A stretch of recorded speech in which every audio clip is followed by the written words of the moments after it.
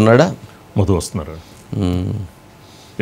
అంటే విజయసాయి రెడ్డి గారు నాకేం సంబంధం లేదు, నేను అమాయకుడిని, మొత్తం రాజకేశ్ రెడ్డి దుర్మార్గుడు దుష్టుడు అని చెప్పారు. కానీ బట్ ఇప్పుడు ఎవిడెన్స్లో వస్తున్నటువంటి వాటిలో ఆయన అన్నీ తెలిసేది, అందుట్లో ఆయనకు సంబంధించిన మనుషులు కొంత హ్యాండిల్ చేశారు.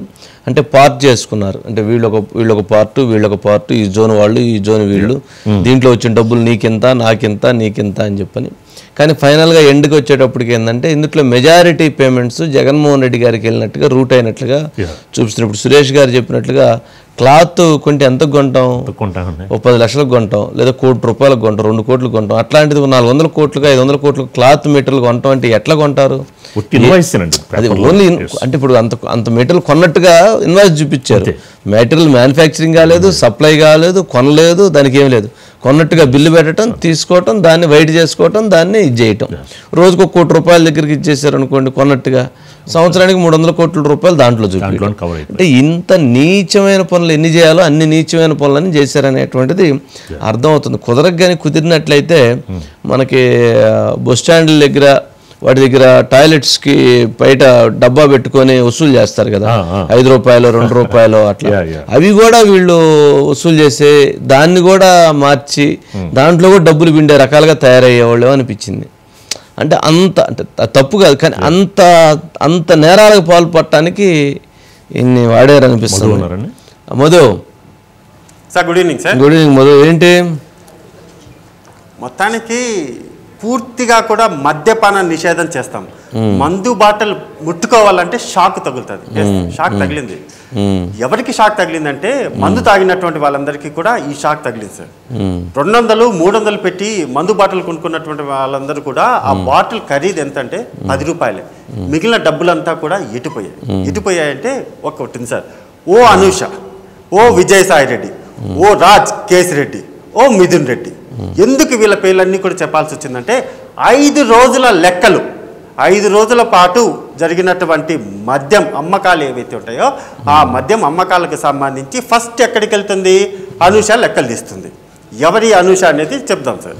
అనూష దగ్గర లెక్కలు వెళ్తే ఆమె వాటన్నిటినీ కూడా కింద ఉన్నటువంటి రాజ్ కేశ్ రెడ్డి దగ్గరికి పంపిస్తుంది. అప్పుడు రాజ్ కేశ్ రెడ్డి ఏం చేస్తాడు? పలానా దగ్గరికి వెళ్ళి ఆ డబ్బులు కలెక్ట్ చేసుకున్నాని ఆయనకున్నటువంటి బినామీలు అంటే చాణక్య లాంటి వాళ్ళు ఎవరైతే ఉన్నారో వీళ్ళకి చెప్తాడు. అప్పుడు వాళ్ళు వెళ్ళి ఇదిగో దీనికి సంబంధించి ఇంత డబ్బులు ఇవ్వాలి కదా అంటే ఆ డబ్బులు ఇవ్వరు సార్. డబ్బులు ఇవ్వకుండా మొత్తం బంగారు షాపులకు సంబంధించి ఇంతకుముందు మీరు చెప్పినట్టుగానే బంగారు షాపులు, రియల్ ఎస్టేట్కు లేకపోతే ఇతరత్ర రూపంలో వెళ్తారు. మరి అవన్నీ కూడా ఆ విధంగా కూడా డైవర్ట్ చేస్తూ వచ్చారు. అయితే ఇక్కడ ఒకటి బ్లాక్ మనీ అంటే ఎక్కడా కూడా జరిగినటువంటి బ్లాక్ మనీ ట్రాన్సాక్షన్స్ ఏవైతే ఉన్నాయో వాటిని హైదరాబాద్లో ఉన్నటువంటి హవాలా గ్రూప్, ప్రధానంగా ఇక్కడ ఉన్నటువంటి హవాలా గ్రూప్ ఏదైతే ఉందో హవాలా గ్రూప్తో ఒక ఒప్పందం జరిగింది సార్.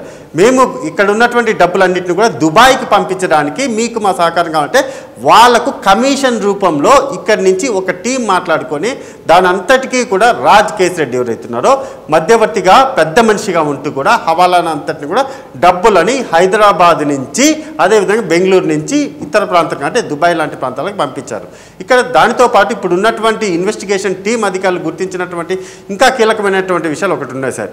వీళ్ళు పూర్తిగా కూడా ప్రభుత్వానికి సంబంధించినటువంటి మద్యం అమ్మకాలకు సంబంధించినటువంటి వెబ్సైట్ కావచ్చు, అందులో ఉన్నటువంటి పూర్తి డేటా ఏదైతే ఉందో వాటన్నిటిని కూడా షిఫ్ట్ డిలీట్ అంటారు సార్. అంటే అది ఎక్కడా కూడా ఇన్ ఫ్యూచర్ ఎవరికి కనిపించకుండా వాళ్ళు జరిపినటువంటి మొత్తం అమ్మకాలు ఎవరికి కనిపించకుండా ఉండేందుకు షిఫ్ట్ డిలీట్ చేసి పడేశారు. ఇంకా ఎవరు మమ్మల్ని గుర్తించకూడదు అనేటటువంటి ఒక ప్లాన్ ఆఫ్ యాక్షన్లోనే అనూష పనిచేసింది. అనూష ఎవరు అంటే విజయసాయి రెడ్డికి అత్యంత కావాల్సినటువంటి మనిషి. మరి ఆమెను ఎందుకని అదే పనిగా అక్కడ తీసుకుని వచ్చి పెట్టారు అది కూడా ఇప్పుడు బయటికి రావాల్సినటువంటి విషయం. తన టీంను మాత్రం బలంగా పెట్టారు సార్. సార్ సార్ సరే అయితే ఓకే.